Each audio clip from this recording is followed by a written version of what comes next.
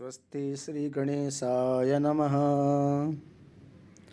अस्मद्गुरुभ्यो नमः। तस्मात् शास्त्रं प्रमाणं ते कार्याकार्यव्यवस्थितो ज्ञात्वा शास्त्रविधानोक्तं कर्म कर्तुं मिहार्हसि। नमस्कार सभी मित्रों को। निष्पन्न कल्पतरु में आप सभी का स्वागत है। आज हम जानेंगे कि संकल्प क्यों करते हैं और संकल्प क्यों किया जाता है।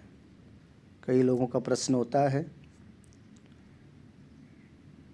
तो सर्वप्रथम बात तो ये है कि जब भी हम कोई धर्म अनुष्ठान करें, कोई भी कार्य करने जाएं, तो संकल्प पूर्वक सभी कार्य होने चाहिए। मनुस्मृति में लिखा है कि संकल्प मूलः कामो वै यज्ञाः संकल्प संभवाः व्रता नियम धर्माश्च सर्वे संकल्पजा स्मृताः। संकल्प मूलः कामो वै, यानी कि संकल्प पूर्वक जो हमारी जो कामनाएं होती है वह संकल्प मूलक ही हैं। मूल उसका क्या है? संकल्प है। सब यज्ञ संकल्प के बाद ही संपन्न होते हैं, चाहे वो व्रत हो, चाहे उपवास हो, संध्या हो, कुछ भी हो, सब जो है संकल्प पूर्वक ही होना चाहिए। यदि आप आजकल की बात देखें कि आजकल कौन संकल्प करता है, तो मानव जीवन पर भावनाओं का अत्यधिक प्रभाव पड़ता है। भावनाओं का, मन भावनाओं का, क्योंकि संकल्प भी, कोई भी हम कर्म करते हैं तो साधक के जो साधना के प्रति जो साधक की भावना होती है, तो उसका मूर्त रूप ही संकल्प है। आजकल भी देखें तो आजकल कोई भी व्यक्ति यदि संसद भवन में कोई नेता हो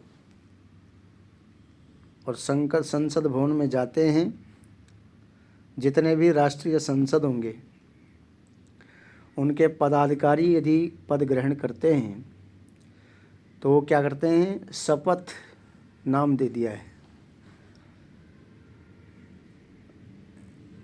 जबकि ये हमारी ही प्रणाली है, हमारे सनातन धर्म की प्रणाली है।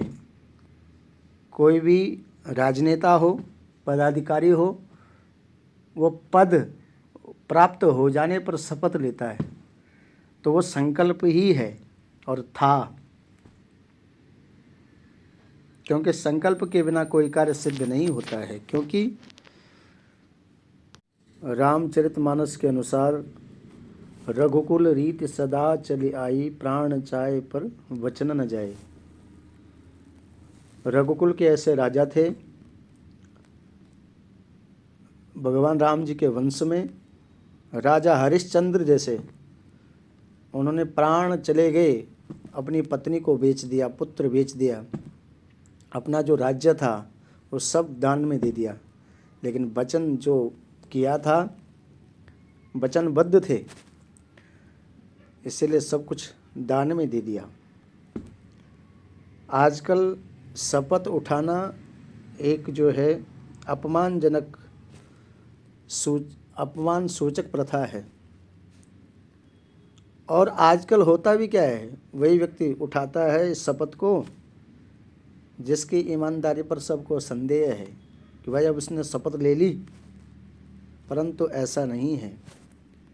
संकल्प प्रथा शपथ प्रणाली के सर्वथा विपरीत वो अनुष्ठान है जिसमें जो साधक है वो कोई भी अनुष्ठेय कर्म के प्रति अपनी दृढ़ निष्ठा और आत्मविश्वास की भावना से ताज़ा एवं उत्साहपूर्वक कर्तव्य पालन में संलग्न हो जाता है।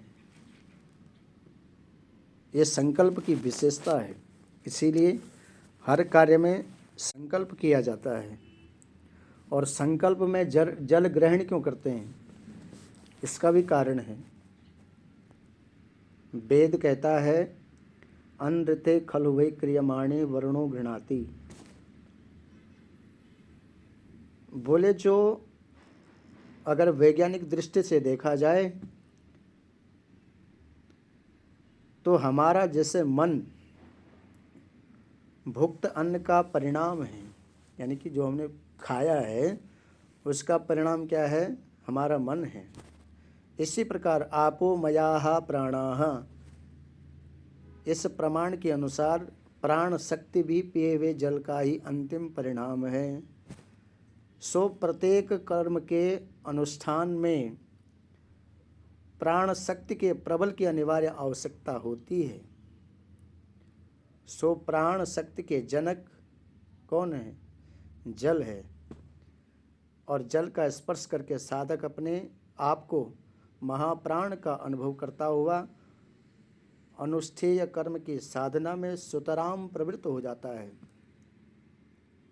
और साथ ही कोई भी संध्या करनी हो, तर्पण करना हो, कोई पूजा पाठ हो, यज्ञ हो, हवन हो, तप हो, सभी धर्म अनुष्ठानों में जल की नितांत आवश्यकता होती है। और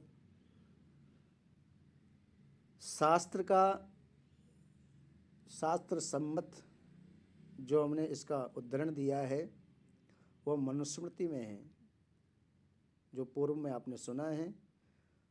तो शास्त्र का मनन करते हुए, चिंतन करते हुए आस्तिक जनों को अपने समस्त धार्मिक अनुष्ठान जल स्पर्श पूर्वक संकल्प से ही आरंभ करना चाहिए, जिससे संकल्प के निमित्त प्रथम ही जल की विद्यमानता हो जाने पर आगे का समस्त क्रियाकलाप सुचारू रूप से चलता रहे।